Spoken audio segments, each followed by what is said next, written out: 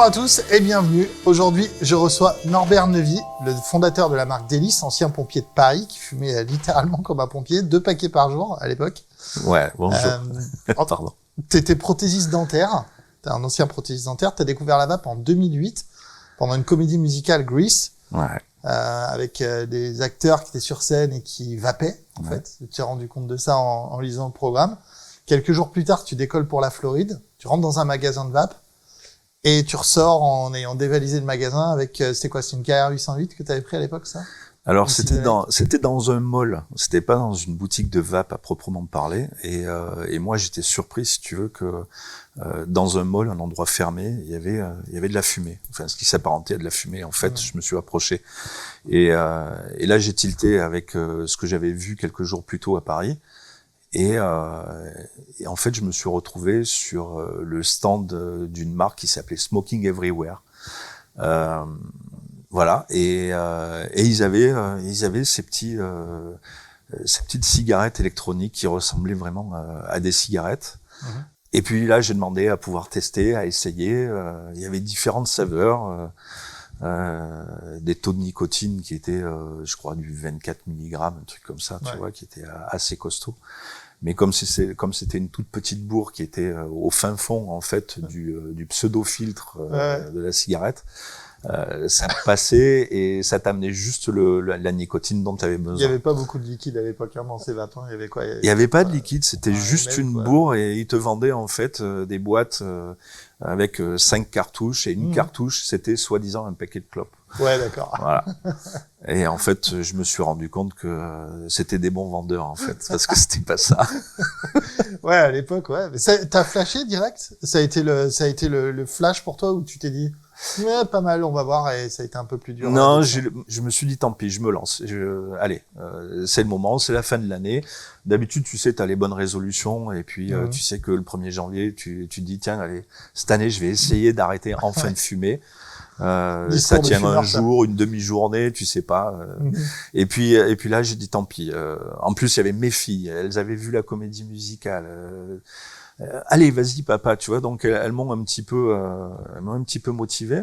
C'est dingue comment les planètes, elles se sont alignées pour te diriger vers ça. C'est vraiment un concours de circonstances. Mon père me dirait c'est la baraka, tu vois. Ouais. Mais franchement, en plus, ça m'a amené vers une très belle aventure. Et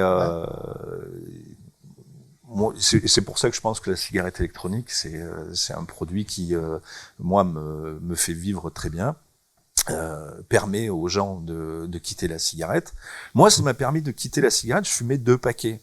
Et les filles dans la voiture, quand tu me dis, mais est-ce que tu l'as adopté tout de suite? En fait, je dis dans la voiture, allez, on sort du mall, j'en mets une tout de suite en marche, je la prends, et puis, et les filles dans la voiture qui me disent, ah, mais tu fumes du café, papa. Et là, je me retourne, je dis, comment ça, je fume du café? Vous le sentez? Elle me dit, ouais, ça sent trop bon, vas-y, mets autre chose. Et là, je mets de la menthe, et pareil. T'as eu l'adoption de ta part et aussi de la validation de tes enfants. Mais c'est important. Enfin, ça sent plus la clope. C'est important. Nous, on fait tout en famille, si tu veux. Donc, à partir du moment où tu prends une décision quelque part, t'aimes bien avoir la bénédiction de ceux qui t'aiment et ceux que t'aimes. Et là, ils savaient de toute façon que je fumais toute la journée. Moi, j'étais prothésiste dentaire, ma femme, elle était dentiste. 2 paquets par jour, tu devais pas arrêter, en fait. Tu rentrais dans le cabinet dentaire en bas, tu savais pas si tu rentrais dans un bureau de tabac, dans un café ou chez un dentiste, parce que c'était un open space. Il y avait une mezzanine, et moi, mes bureaux, si tu veux, pouvaient pas avoir des portes qui étaient fermées, donc je fumais en même temps que je travaillais. Ouais. À l'époque, t'avais déjà cette idée que c'était meilleur pour ta santé? Non. Tu te disais genre, ouais, bon, non, franchement, je savais pas que ça pourrait être meilleur pour ma santé. Bien sûr, ça éliminait la combustion. Il y avait longtemps que je voulais arrêter de fumer, que j'avais essayé plein de choses. Donc, tu t'es pas dit, je vais prendre la vape pour remplacer la clope. Tu t'es dit, je vais prendre ça, je vais arrêter avec ça. Je vais essayer ça. J'ai essayé les gommes, j'ai essayé les patchs, j'ai essayé les chewing-gums qui me donnaient le hockey. Non, l'hypnose, j'ai jamais essayé. Ouais, non. J'ai essayé, ça n'a pas marché. J'ai pas essayé l'hypnose. Et puis là, si tu veux, c'était l'occasion. Je dis tiens, on va voir. Est-ce que c'est un gadget ou est-ce que si c'est un gadget, ça restera un gadget. Et puis tant pis, je continuerai à fumer ou j'arrête. De toute façon, j'arrêterai un jour. Ouais. Voilà. T'as ouvert ta boutique en 2009, c'est ça? Liberté de fumer. Ouais. Alors, Il y a un contentieux que j'aimerais Vas-y, dis. clarifier avec toi. Il y a cette fameuse légende de la première boutique. Ouais. Donc, est-ce que c'est Liberté de fumer à Brive-la-Gaillarde ou c'est Tom Tom Klopp? Klopp. Ce qu'il y a de sûr, c'est que je crois que Tom Klopp n'existe plus. Oui, ça, c'est clair. Donc, on a la première. Donc, tu vois, maintenant, la c'est première sûr. encore en vie, c'est sûr. Ouais, c'est sûr. C'est sûr. C'était à Mais une semaine, c'est ça? C'était janvier 2009? alors, légalement, c'est avril. Parce que j'ai déposé les statuts de la société. C'est marrant parce qu'on a fait la même chose. T'avais acheté plein de kits C'est ça. et tu les donnais à tes potes. C'est ça. En mode, tiens, vas-y, arrête de fumer avec ça et puis je te fais du juice Ouais. et puis démerde-toi avec ça. Mais ouais, parce qu'ils me demandaient où est-ce qu'ils pouvaient en trouver. J'ai dit, putain, mais vous faites Nulle comme part. moi, vous allez sur Smoking Everywhere aux États-Unis, vous commandez un kit, quoi, tu vois. Ouais. Il dit, mais non, toi, tu peux pas essayer de nous trouver quelque chose. Alors, j'ai commencé à pianoter sur Internet. Il y avait des sites, moi, je me souviens, je crois que le site qui m'a le plus, dont je me souviens, c'était Econoclop. Je crois qu'il est vraiment un des premiers qui est arrivé sur le net à ce moment-là. Et moi, par contre, si tu veux, vu que c'était des copains, ils voyaient que j'avais réussi à arrêter et de passer de 2 paquets à 0 paquet. Et pour eux, ça les faisait halluciner quelque part. Et comment t'as fait? Et est-ce que tu peux nous avoir la... Ouais, non, mais on veut la même que toi, La tu même vois. que toi, ouais. Et Bah ouais. ouais. C'est ce qui a fait le succès de la vape aussi, hein, finalement. Ouais, c'est le bouche à oreille. Ouais. C'est les gens étaient vraiment satisfaits de tomber sur ce dispositif et ils se sont rendus compte vraiment que il y avait une autre solution que la cigarette qui pouvait leur apporter autant de plaisir, mais il fallait être motivé. Moi, j'étais motivé de toute façon, mais je pense qu'il fallait quand même être motivé pour arrêter avec une cigalite de l'époque. Voilà. À l'époque, ouais. Puis même, fallait avoir le budget. Tu parles de 300 balles à l'époque pour en budget d'entrée. C'était à peu près ça. C'était 80 € par kit, moi, quand j'ai commencé. Ouais. Sachant que t'en fallait 2, donc t'es déjà à 160 balles plus le liquide. Maintenant, quand tu vois que tu peux rentrer dans la vape avec 20 balles, c'est quand même complètement différent, quoi. C'est un produit maintenant qui est un produit de consommation courante. Tu peux pas passer dans une rue sans avoir la possibilité d'acheter une vape quelque part, que ce soit... Ou de voir quelqu'un vaper dans le... Ou de voir quelqu'un vaper, ouais. Voilà. Mais c'est vrai qu'au début, quand tu sortais, en plus... t'avais des monstres qui sortaient à l'époque, les Inokin, tu vois, métalliques, t'aurais 134. pu... Ouais, tu pouvais péter tu pouvais faire des manifs avec ça, tu vois. T'en as fait des manifs, toi? T'as fait la manif au Parlement? T'étais à la première manif. C'est moi qui ai tout cassé, vape, là. On n'a rien cassé et c'était sympa, c'était bon. Il y avait beaucoup de monde à cette manif? C'était quand la manif? C'était en 2011, un truc comme ça, non? 2012, oui. Ouais. Oui. Mais 2012, les médias se sont même pas emparés de la cigarette électronique encore. Non. Tu vois? Non. Et donc 2012, Deuzenberg était contre nous? De toute façon, Deuzenberg, il sera toujours contre, si tu veux. Il est pour, mais parce que ça va contre le pire. Ouais, voilà. Mais une fois qu'il y aura plus, si demain il y avait plus la cigarette, il serait contre la cigarette électronique et pour un autre produit. Et pour voilà. Pour rien en fait. Il a révisé son avis comme un bon scientifique et ça pour ça c'est quand même assez cool quoi. C'est en 2011 d'ailleurs que tu as fondé Délice après des déboires de livraison avec la Chine. 2012. 2011-2012, ouais. 2012. Fin 2011, en fait, j'ai l'habitude de me servir pour ma petite boutique à Brive. Voilà, je commande chez Bojtech en Chine. Et ils sont coquins parce que les Chinois, ils s'en fichent. Ils sont pas là pour fidéliser un client, si tu veux. Ils en perdent un, ils en retrouvent 10, donc c'est pas grave. Ça, surtout à l'époque, en plus, c'était vraiment... Ouais. Moi, ils me vendaient... Moi, j'achetais des kits Inokin. Et puis, ils se sont dit... attends, je sais pas pourquoi. Ils se sont dit, on va copier Inokin et on va envoyer ça à nos clients. Seulement, c'était pas le même pas de vis. Ah ouais. Donc moi, toutes mes cigarettes, si tu veux, qui étaient toutes sur le même modèle et que je diffusais à mes clients, eh ben quand j'ai ma cam qui est arrivée, j'étais embêté parce que ils me disaient j'ai besoin d'un atomiseur, mais le pas de vis, c'était plus du tout le même pas de vis. Ouais. Il y avait le problème du matériel, mais en plus de ça, si tu veux, il y a les douanes qui avaient capté donc les liquides que je commandais, qui étaient c'était du Dekang mais brandé liberté de fumer, tu vois. Ouais.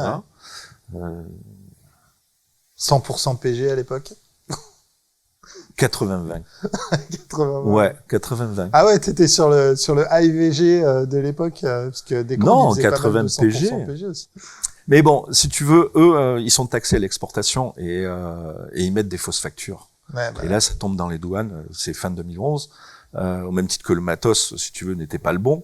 En plus de ça, c'est capté par les douanes et on reçoit un papier, un avis comme quoi les produits sont partis en analyse dans 3 laboratoires différents. Et à ce moment-là, on voit quelqu'un monter les escaliers avec une carte bleu, blanc, rouge, stopper tout ce que vous faites. DGCCRF. DGCCRF. Bam. J'ai dit quoi? J'ai dit, bleu, blanc, rouge. Pourquoi vous êtes là? Ah, vous savez pas pourquoi on est là? Et je lui dis, je sais pas. Peut-être parce que je vends des produits à la nicotine et que c'est pas interdit. Enfin, je crois pas. Il y a pas de législation, il y a pas. Ouais, à l'époque, il y avait rien, non. même pas de TPD, tout ça. Vous êtes pas sans savoir que votre produit, vos commandes ont été saisies. Et je dis oui, elles ont été saisies, oui. On a gratté un petit peu, on a voulu savoir qui vous étiez. Donc on est venu sur votre site. C'est quoi ça? C'est pour arrêter de fumer, y a pas de mention légale, y a pas... vous vous rendez compte? Là, c'est 5 000 € d'amende, ça c'est 5 000 d'amende, ça c'est 5 000 d'amende. Putain, je dis, écoutez, si vous êtes là pour me dire que vous êtes là pour me filer des amendes, venez dans mon bureau, faites-moi tout de suite l'addition, là. Mais par contre, sachez que moi, j'ai pignon sur rue. Aujourd'hui, dans ma boutique, je vends des cigarettes électroniques, je vends du matériel. Je suis pas là pour faire n'importe quoi. Je suis de bonne volonté. Mmh. Si je monte un business, c'est pas pour rien. Et là, si tu veux, ça s'est calmé. Et finalement, après, on travaille toujours avec la DGCCRF, main dans la main. Mais c'est plutôt cordial. Voilà. Ça s'est bien fini, du coup. Ouais. À l'époque, tu n'avais pas trouvé ton compte parmi l'offre du marché actuel. Tu décides de fonder Delistes, qui est la marque de e-liquide que tout le monde connaît, qui est disponible partout. Ouais. En 2013, c'est un truc intéressant. Tu es toujours prothésiste dentaire, mais tu es aussi le boss de Delis. Ouais. Tu fais ton premier $1 million avec Delis. Oui. Et tu es toujours prothésiste dentaire. C'est quoi l'événement où tu t'es dit, non, bon là, il faut que je fasse que Delis. Il faut que j'arrête la prothèse maintenant. Là. J'avais plus le choix, en fait. C'est que d'une aventure qui, pour moi, si tu veux, parce que c'est vrai que depuis l'ouverture, depuis 2009, le lancement de la société, pendant 1 an et demi, je travaille tout seul, donc je pose ma prothèse, je vais m'occuper des clients qui montent les escaliers, c'est le bouche à oreille, tu vois, comme on disait tout à l'heure. Et je perds 1 heure à chaque fois que je veux vendre une cigarette électronique parce qu'il faut expliquer comment ça marche, etc. Tu vois. Et donc, je travaille le samedi pour rattraper le temps. Des fois, je travaille aussi le dimanche pour continuer à faire ma prothèse le samedi et le dimanche parce que j'ai pris du retard, parce que je suis tout seul, chez mon compte aussi, en tant que prothésiste dentaire. Et après, il y a Julien Proust, Juju, voilà, qu'on appelle, qui est responsable logistique maintenant chez nous, à qui j'avais vendu une cigarette électronique 130 €, qui m'en veut toujours pas d'ailleurs, parce que j'ai cogné fort à l'époque. Hein. C'était les prix à l'époque. C'était les prix à l'époque. Et je lui dis, écoute, voilà, déjà à l'époque, en 2010, je lui dis, moi, j'ai du mal, tu vois, il faudrait que tu viennes, et est-ce que tu veux bien travailler pour moi? Et tu tiens la boutique, voilà. Et il est toujours avec toi, ce gars-là? Il est toujours là, toujours là. Premier toujours employé, premier arrivé, pas premier parti, voilà. Putain, c'est fou, quoi. Et là, il a vu vraiment tout, quoi. L'arrière-boutique. Il a tout connu. Il a connu les stocks qui se cassent la figure parce que dans mon bureau, j'ai des murs en Ciporex et que j'avais mis des étagères, si tu veux, et puis les liquides, au fur et à mesure, bien sûr, c'était de plus en plus lourd. Il a vécu tout. Il a vécu les premières expéditions quand on envoyait les colis et qu'on partait avec le sac à la poste pour envoyer les colis parce que voilà, il fallait faire le job. Tu faisais tout à la mano, quoi. Mais on était 2.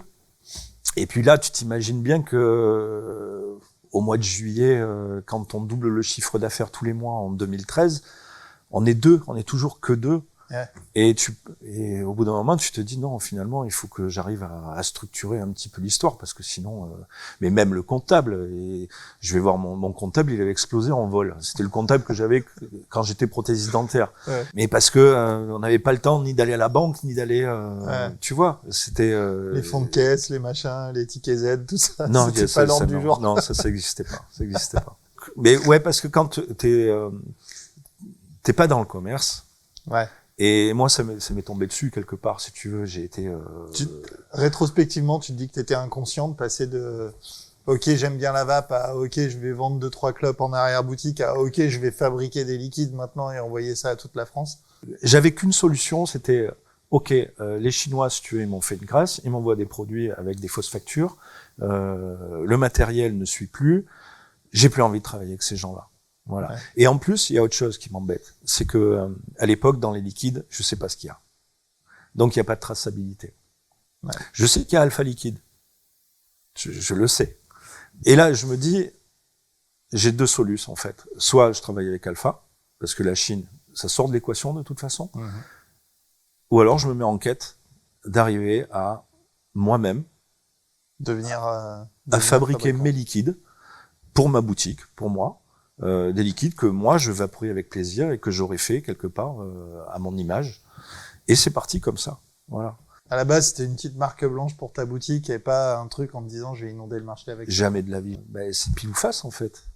Mais dans combien de temps quand est-ce que ça peut s'arrêter? Est-ce que ça sera accepté? Est-ce que il y a plein de choses qui se passent dans ta tête. Et après tu te dis tu pèses la balance et tu te dis mais j'y vais. Voilà, et puis c'est tout. Et de toute façon, moi, je crois en ce produit et j'ai pas envie de laisser les gens à la cigarette. Donc, et c'est comme ça que, en avril 2012, il y a les premiers liquides Délice qui arrivent dans ma petite boutique. Ouais. Voilà. Avec les anciens packaging de l'époque, t'avais pas encore le D apostrophe avec c'est les moi couleurs qui faisais plates c'est moi qui dessinais voilà sur un petit logiciel, je faisais mon logo. Il y avait une goutte, il y avait la Tour Eiffel parce que j'adore la Tour Eiffel. T'en as gardé encore, j'imagine. Ben j'en ai dans les tiroirs, mais moi j'aime pas manquer, donc c'est sympa parce que tu te rends compte en fait que c'est une vraie aventure et que quand tu dis aventure, c'est vraiment ça parce que tu sais pas où tu vas, tu sais pas à quelle sauce tu vas être mangé le lendemain, tu mets ton argent quelque part, ça va marcher, bon, on verra. Ouais. T'as quand même cette espèce d'adrénaline, mais qui est cool quand ça marche, du coup. Ça, tu te dis, c'est payant, j'ai eu raison. Ouais. C'est hyper valorisant, quoi. Il y a pas longtemps, t'es tombé sur les nicotine pouch. On en a quelques-uns sur la table, là. Ça s'est passé comment, la rencontre avec ce produit pour toi? Par hasard. Encore une fois, c'est, une personne avec qui on travaille, voilà, qui est aromaticien et qui dit, enfin, moi, j'étais parti en vacances. Et il a JF au téléphone et il lui dit mais dis-moi est-ce que vous connaissez ce produit là les nicotine push? Ça s'apparente à du snus. Tu connais le snus? Ben, le snus ça me parle mais il me dit ouais ben c'est la même chose sauf que dedans c'est à base c'est du tabac comme le tabac à chiquer de nos anciens. Ah je lui dis ouais et les nicotine push par contre c'est sans tabac. Ah. Et franchement, c'est un produit moi qui m'a tout de suite séduit parce que j'ai dit à JF, mais en fait ce produit là c'est super bien parce que tu peux l'utiliser sans avoir les contraintes de la cigarette électronique. Déjà ça fait le job parce que ça t'envoie l'information directement au cerveau au niveau de la nicotine. Ça nous séduisait, ça nous a vraiment séduit. Voilà. Ouais. Et ça c'est il y a 3 ans. Après, tu as fondé NicoPouch.fr. Alors, avant ça, on a eu un très gros travail de tri par rapport aux différentes marques qu'on avait réussi à commander ou à avoir. On appelait bien sûr les fabricants en leur demandant de nous envoyer des échantillons parce qu'on avait un projet d'ouverture d'un site spécialisé sur les nicotine push en France, chose qui n'existait pas. En fait, tu as transféré un peu ce que tu as appris dans la vape à ça complètement, direct. Complètement. En fait, c'est cette expertise qui nous a permis, si tu veux, de se dire voilà, on va faire les choses, on va les faire correctement, on va les faire comme on sait faire. Ouais. Voilà. Et aujourd'hui sur nicopush.fr, on a plus d'une quarantaine de marques qui va du 1,5 mg du 19 ou du 20 mg par sachet. Tu as différentes tailles de sachets, tu vois, parce que le produit en fait, il est technique. C'est que tu penses que c'est juste un sachet, mais tu peux avoir alors tu as différentes tailles de sachets. Tu as les mini qui sont ultra discrets. Tu as les slim qui sont un petit peu plus longs mais qui sont pas très épais, donc qui sont aussi discrets mais qui vont diffuser un petit peu plus longtemps dans la durée. et qui sont généralement humides ou standards, avec une hygrométrie qui doit être de 27-30%. Après, tu vas passer à du full charge. Alors le full charge, lui, on en a très peu. Je crois qu'il y a White Fox qui fait ça, et je crois qu'il y a 2 marques. Et c'est un sachet d'1 gramme. Tu vois, les sachets 1 mini, c'est 0,5 grammes. Ouais. Donc c'est 2 sachets. Un slim, c'est 70, 80. Et là, t'es sur 1 gramme. Là, si tu veux, c'est pour le bûcheron, le mec qui va travailler pendant 1h30 à taper, à fracasser avec sa hache. Tu vois, le gros furieux qui a besoin d'apport de nicotine, voilà. Mais voilà, si tu veux, donc tu as ça, tu as l'hygrométrie, tu as des produits secs, tu as des produits humides. Nous, on a un produit qui est hybride et qui est une évolution des nicotine push. Les nicotine push sont tous à peu près sur le même modèle. Et chez Délice, en fait, on aurait pu sortir les produits plus tôt, mais moi j'ai jamais été pressé. Dans les liquides, j'ai été le deuxième après Alpha Liquide, après il y a eu VDLV, après il y a eu Fou, il y a eu toutes ces marques là, si tu veux, et puis après il y en a eu pléthore. C'est un produit assez ancien au final. C'est un produit ancien, mais nous dans cette version-là, pas dans la version SNES, quoi. Ouais, voilà. Mais maintenant, c'est quand même un produit. Je pense que c'est un produit qui arrive sur le marché aujourd'hui et qui va contenter beaucoup de personnes parce que tu sois fumeur ou que tu sois vapoteur, t'as des moments où tu sais que tu peux pas utiliser ton device, ou que tu peux pas, t'es en réunion, ou t'es en voyage, ou tu prends le train, ou tu prends l'avion, ou t'es en repas en famille, mais t'as pas envie de gêner ton entourage avec un gros. Il y a des enfants autour de toi, il y a plein de. Voilà. Donc c'est un produit discret qui t'amène ta nicotine, qui est aromatisé. Donc il y en a vraiment pour tous les goûts. Et toi, il y a une bille dans cela là maintenant. Et nous, il y a une bille en fait. Voilà. Et cette petite bille, en fait, elle contient un arôme supplémentaire qui fait que ta double menthe, ça va être, tu vas avoir ta petite pochette avec ton gomme à l'intérieur qui est aromatisé, avec une recette qu'on a travaillée.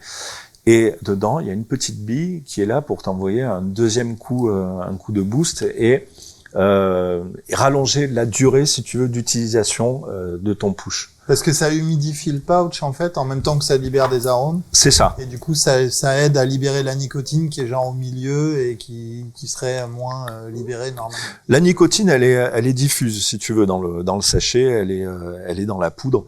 Donc, elle est partout. Mais le fait de pouvoir claquer la bille, de toute façon, elle va se déliter toute seule. Elle va diffuser, au bout d'un moment, si tu veux, elle va fondre. Et là, elle va diffuser sur la longueur les arômes et le tour de la bille, c'est la même substance qu'il y a autour des capsules dans les médocs, j'imagine, non? C'est cette espèce de truc qui se dissout dans l'eau, là. Ouais, c'est ça. Une espèce de gélatine sec, là. Oui, c'est une gélatine, tout à fait. Voilà, qui emprisonne, en fait, un arôme.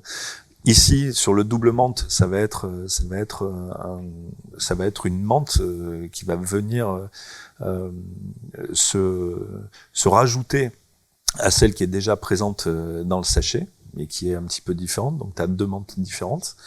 Et dans le pomme menthe, tu vas avoir une pomme qui va être un petit peu cidre, tu vois. Voilà. J'en ai vu, t'en as même à la caféine, au guarana, t'as des trucs un peu énergie, sans nicotine. Alors, ouais, t'as une marque qui s'appelle Kick Up et qui, elle, se focalise uniquement sur des putsch énergisants, en fait. Voilà.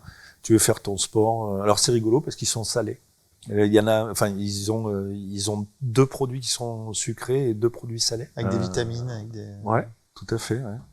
Mais après, ça passerait dans des compléments alimentaires. Et je pense que ça serait encore une autre juridiction, tu vois, une autre réglementation. Pour ce produit-là, en tout cas. Pour le moment, il n'y a pas de réglementation. Il n'y a pas de réglementation. Ouais.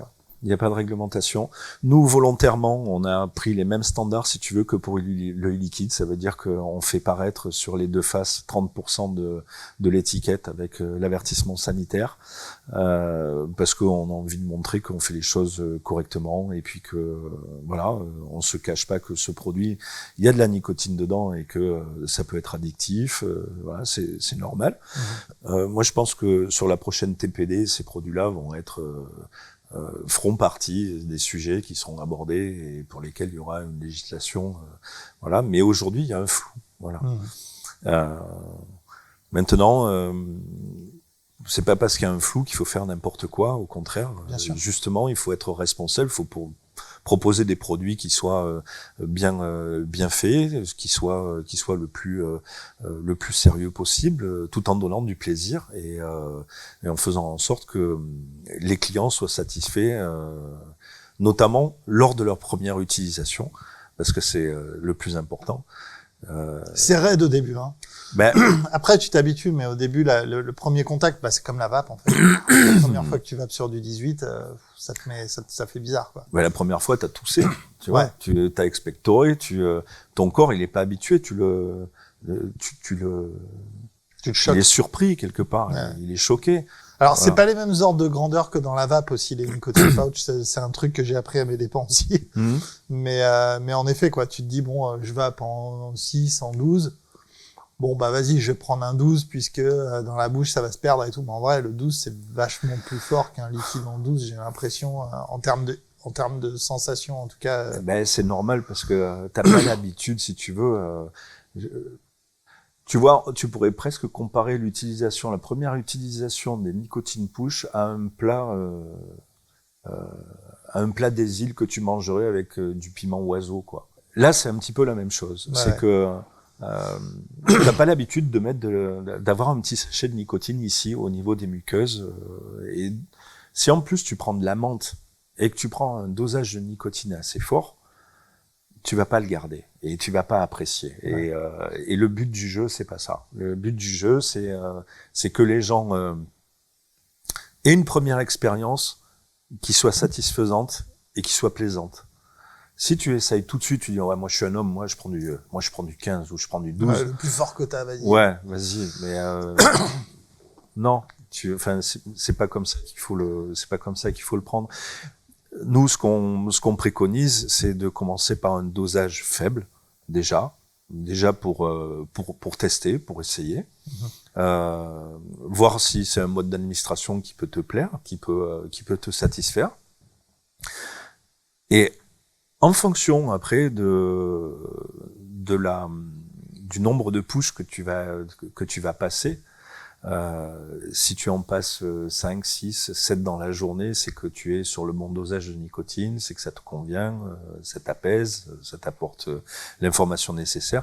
Si tu en passes plus, c'est que t'es sous-dosé. Et à ce moment-là, tu augmentes un petit peu ton taux de nicotine, mais tu as déjà l'habitude, si tu veux, d'avoir cette petite morsure qui peut être agréable quand tu prends des taux de nicotine qui te conviennent, comme super désagréable si tu commences tout de suite avec un taux qui est trop fort.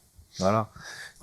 Il faut pas, si on veut vraiment que l'expérience soit agréable et soit efficace, il faut commencer par un dosage de nicotine qui est bas. Ouais. Voilà. Commencer bas, monter tranquille. Alors qu'on avait tendance dans la vape à partir sur du 18 mg à l'époque quand on avait des petits devices, si tu veux. Aujourd'hui, peut-être encore du 12 mg sur du gros matériel pour quelqu'un qui est fumeur. Alors que là, c'est une approche qui est différente, en fait. Ouais. Voilà. C'est complètement l'inverse, en fait. Ouais. C'est un peu déroutant, ce truc-là. Mais tu sais, ça me rappelle un restaurant de curry où j'avais été à Tokyo, où ils font un curry qui est genre le curry le plus fort du Japon. Ils s'en vantent vraiment d'avoir un curry qui est immangeable. Ouais. Et ça va de 1 à 10. Et tu peux pas commander le 10 tout de suite. T'es obligé d'avoir une carte de fidélité du resto qui montre que t'as passé les grades. Tu sais, pour dire, ok, maintenant j'ai mangé un 9 et je l'ai fini. Ouais. Donc il te tamponne et t'as le droit de prendre le 10 après. Mais tu peux pas le commander tout de suite, quoi. Peut-être faudrait que tu fasses un truc comme ça sur Nicopout, genre ta première commande, t'es limité à 3. Ouais. Après, tu peux monter les grades si t'as survécu, quoi. Après, on peut pas faire ça. Et je t'explique pourquoi, en fait, parce que sur Nicopush, on a beaucoup de skieurs, beaucoup de sportifs, que ce soit des sports d'hiver ou même du ballon ou du monde qui sont habitués à utiliser ce genre de produits, qui les trouvaient avant en Suède et qui les trouvent maintenant en France. Donc si tu leur dis, tu appelles le mec, tu dis je peux pas te vendre du 11. Envoyez-moi une photo de votre boîte en 11. C'est ça. Que je sois sûr que c'est le bon truc. Tu peux pas faire ça. Parano. Mais c'est vrai que c'est pas une initiation, mais presque, parce que c'est quelque chose qui est déroutant pour nous Français. Voilà. Le nord de l'Europe, ils ont l'habitude. Voilà, ça c'est un petit peu en Angleterre, ça descend sur la Suisse, l'Allemagne, etc. Là aujourd'hui, ça arrive en France, mais il faut qu'on arrive à s'accaparer ce produit-là. Et mais je suis sûr qu'il y a, enfin, il y a de belles surprises, il y a de belles choses. Et je pense que les nicotine push vont faire parler d'eux parce que c'est vraiment un produit qui allie la discrétion, l'efficacité, l'absence de risque, un produit sans tabac, bien entendu, et puis que tu peux amener partout et utiliser partout. Et que tu utilises. T'en as un là? Ouais, j'en ai un. Ouais. Voilà. Là, juste là. J'en ai un aussi. Tu vois, depuis... T'as fait toute l'interview avec? Oui, enfin, j'espère, enfin, normalement, ça se voit pas. Ça se voit pas. Mais, voilà, tu vois, c'est discret, ça empêche pas de parler, ça empêche pas de, mais ça empêche même pas de vaper. On est sans contrainte, en fait. Je fais coucou au public. Mais ouais, c'est très cool. En tout cas, merci à toi Norbert d'être venu pour cette interview. Et je t'en prie. Et on se retrouve très vite, j'imagine, à l'occasion de diverses Vape Expo et autres événements de la vape. Nous, on se retrouve sur la chaîne pour d'autres interviews, évidemment. À très bientôt. Ciao, ciao.